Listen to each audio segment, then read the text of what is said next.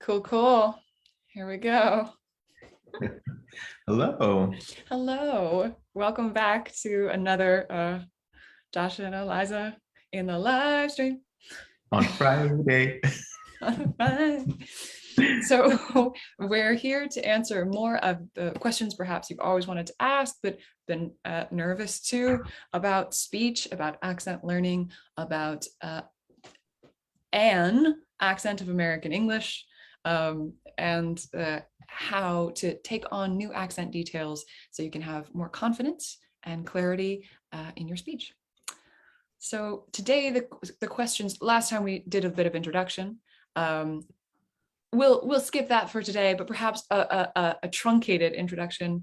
Josh, would you like to truncatedly introduce yourself first? Sure. I'm Josh Feliciano Sanchez Moser. I am a dialect coach and an accent specialist and a teacher and an actor. And I am Eliza Simpson. I am also a dialect and accent coach, and both of us are content creators and curriculum shapers for BoldVoice. So that's why we're here, and that's why we have the authority to offer up our lessons to you.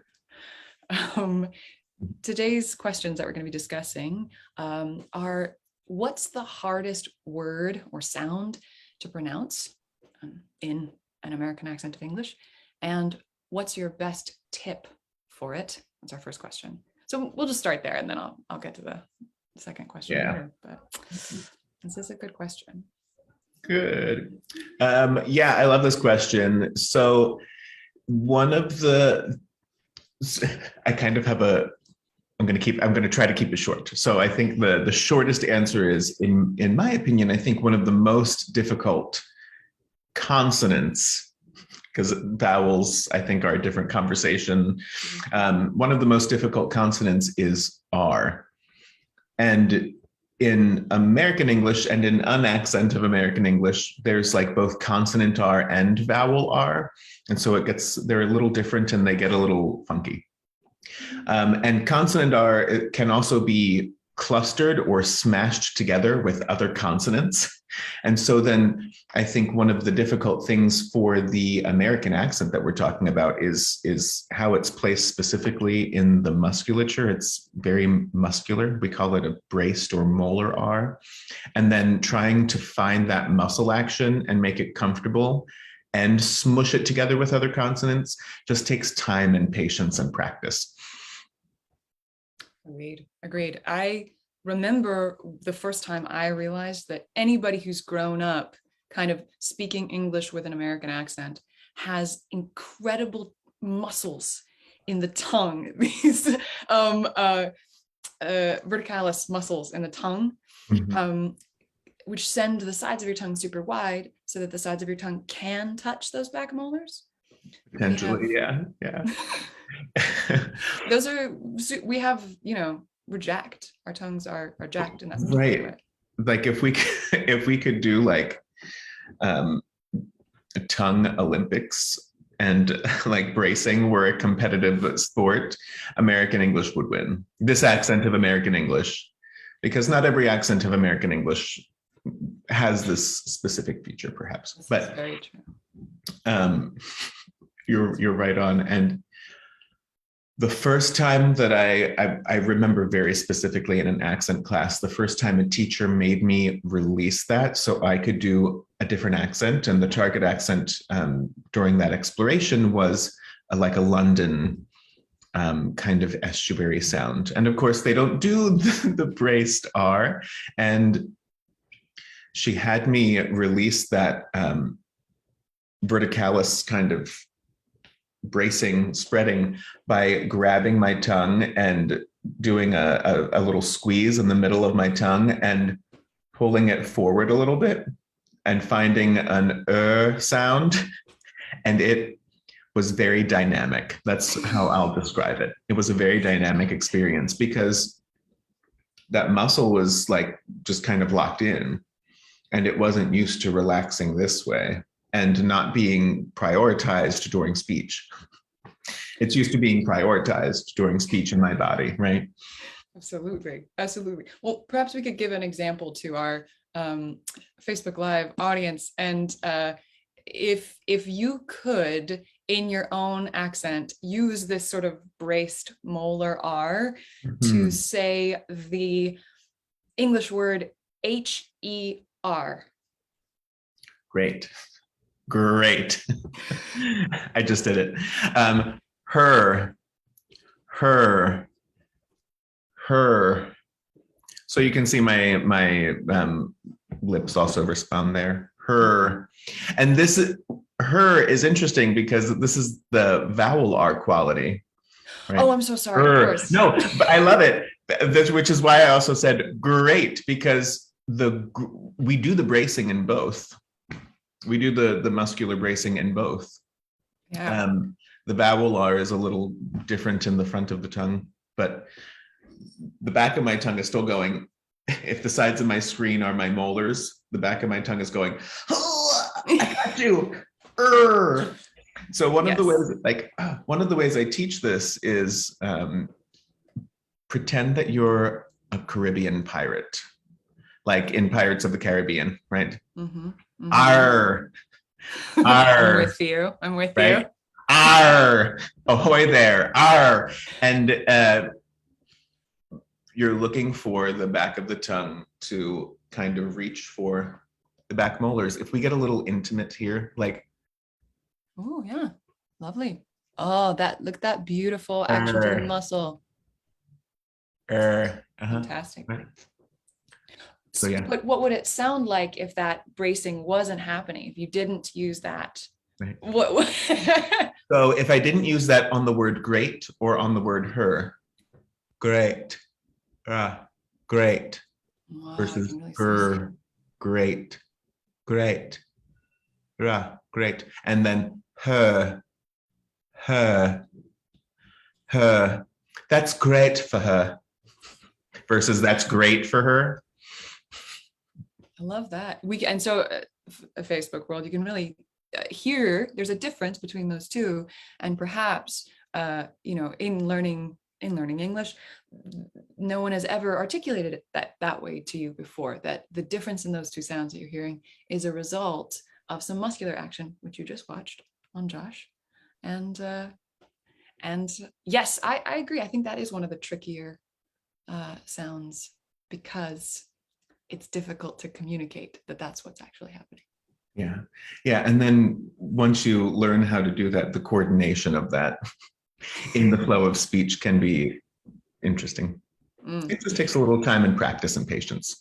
That 5 minutes every day thing in the mirror, getting up close and personal, Yes. Can you, in your practice, get the way that you just watched Josh get close to whatever you're watching and observe your tongue? Mm-hmm. Watch it. Her. Mm-hmm. I'm so glad I brushed my teeth. Me too. Okay, so that's your consonant. Do you have a vowel? Yeah, I think probably the schwa sound. And so English vowels in general, we spell 5, but we have how many, Eliza? I don't want to get the number wrong, like 15, 16? Yeah, 17. It's somewhere around there. And depending on the English accent, that could increase or decrease, right? So we have many more vowels than we have letters to spell them. And so learning to recognize English vowels based on English spelling is a task in and of itself. But then my favorite vowel, the schwa, it happens with like a released tongue. And so it's just and that coordinates with how English rhythm works. We have stressed and unstressed syllables, and in our unstressed syllables, we tend to use a schwa. And sometimes words switch between a strong form and a weak form. So like the word to, I went to the store. That would sound a little odd, like if I said that to you. So I would, in conversation, say something like, I went to the store. And if you're not aware that English words can flip between strong form and weak form based on their position in a sentence and whether they're being prioritized or not, and you're not used to listening for schwa in that position, then you might not understand the word. And it might take a little bit of time to coordinate. Oh, that's still the word too. They're just using an sound instead because it's unstressed.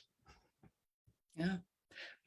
And I think I'm going to join you. I think this, for me, this particular, because the concept of a sound that exists only in unstressed syllables, one has to be a little familiar with the concept of stress and unstressed syllables. And so if you're learning the language, that's another layer to get to. But I think you'll find it comes with a sort of a physical familiarity with the accent. So while it's a intellectual concept, it's a linguistic phenomenon, you're gonna embrace it really once it becomes a reality for you, once it's something that you can do physically, and then when you do it, you get something you need. You're able to communicate more clearly. Suddenly your brain will say, this has a purpose, this has a value, and you'll hold on to it. I have this feeling around this schwa sound, this, which I love you've described with the term released tongue. And we're going to put a caveat out to our Facebook world. It's called that. It's often referred to as released tongue, but for some people, this shape takes a lot of effort to make, or feels like it takes a lot of effort to make. Yes. Feels like that for me. So I have to spread the sides of my tongue, like Josh was doing earlier with the and touching their back molars. I do the same thing, but on the bottom. So with my bottom side teeth. Yeah. So the way that I always keep track of this sound is that in one of my first kind of like speech classes, where I was first understanding that you could break things down, and I was already breaking things down every time I spoke, the teacher asked me how I pronounced my name. And folks, in English, my name has one stressed syllable in the middle. I have 3 syllables in my name, Eliza. And all my life, I hadn't really thought about it. I just say Eliza, but it occurs to me now in this moment, right, that people have been saying my name very differently, depending on who they are, how they feel, what time of day it is. So oftentimes English speakers will see an E at the beginning of a word and make an I sound for like I, like this is it, I, Liza. Sometimes they'll say Liza, that sound that we're talking about right now, that's sort of like Liza. Sometimes, like me, they'll say like an Liza. Like Liza. Has anyone ever said Eliza? Yes. Eliza? Yes. I can imagine that in like the part of Pennsylvania my mother is from. Yes. Eliza, yeah. But because I had grown up speaking English, and English has stressed and unstressed syllables, and my brain is so used to hearing unstressed syllables or hearing vowels change, I never blinked. I never thought about it before. But this teacher was saying, how do you pronounce your name? And I went, I don't know. She's like, what international phonetic alphabet symbol should I use? And I was like, I don't know who I am. Which one is right? But now I claim the schwa. So I have 2 schwas in my name. Eliza. That's exciting. That's exciting. Well, we've nerded hard. We have, yes. Any final thoughts, tips, tricks, best practices for either of these sounds, besides, of course, your very smart recommendation of 5 minutes a day and looking in a mirror and practicing with a mirror? Anything to find these? I think for the schwa, one of the things that really helped me was if you don't want to actually touch your tongue, like my teacher made me do, you can massage the tongue from the outside. Actually, this is the jawbone, and all of this space here is tongue muscle. And so I just kind of go right along the edge of the bone and try to release the tongue as much as possible.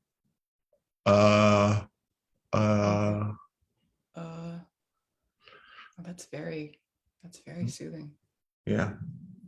And then make sure you swallow at some point, because it is soothing. It will release saliva.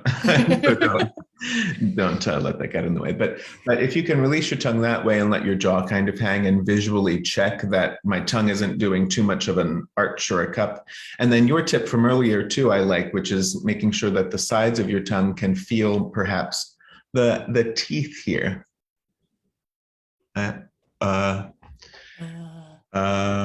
then that's the sound. And I've already my tip for my pirate R tip. I like that one. I might borrow that one. That's great.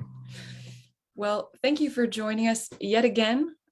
We'll be back next Friday to answer more of your questions. And in the meantime, you can post any thoughts or queries here on the Facebook page, and we'll fold them into our next Q&A. So see you next week. Awesome. Thanks for joining us. Bye. Bye.